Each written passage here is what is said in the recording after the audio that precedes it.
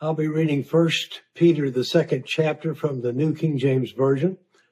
Therefore lay aside all malice, all deceit, hypocrisy, envy, and all evil speaking.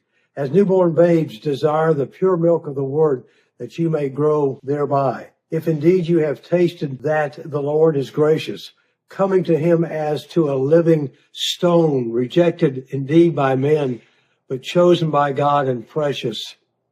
You also, as living stones, are being built up as a spiritual house, a holy priesthood, to offer up spiritual sacrifices acceptable to God through Jesus Christ. Therefore, it is also contained in the scriptures, behold, I lay in Zion a chief cornerstone, elect, precious, and he who believes on him by no means be put to shame. Therefore, to you who believe, he is precious, but to those who are disobedient, the stone which the builders rejected has become the chief cornerstone, and a stone of stumbling and a rock of offense.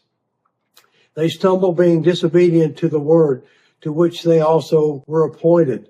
But you are a chosen generation, a royal priesthood, a holy nation, his own special people, that you may proclaim the praise of him who called you out of darkness into his marvelous light, who once were not a people, but are now the people of God, who have not obtained mercy, but now have obtained mercy.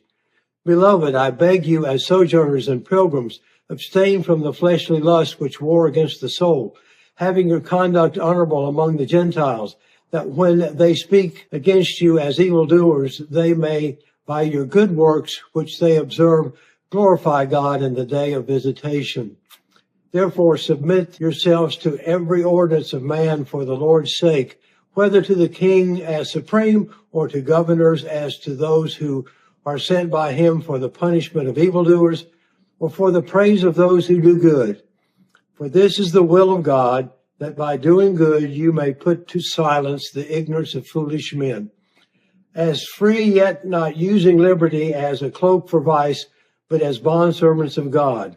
Honor all people, love the brotherhood, fear God, honor the king. Servants, be submissive to your masters with all fear, not only to the good and gentle, but also to the harsh.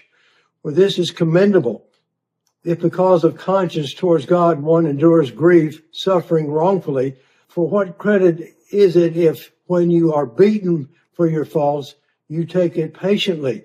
But when you do good and suffer, if you take it patiently, this is commendable before God.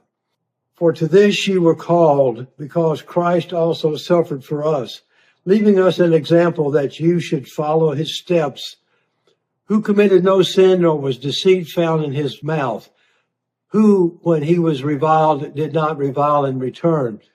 When he suffered, he did not threaten, but committed himself to him who judges righteously, who himself bore our sins in his own body on the tree, that we, having died to sins, might live for righteousness. By those stripes you were healed, for you were like sheep going astray, but now have returned to the shepherd and overseer of your souls.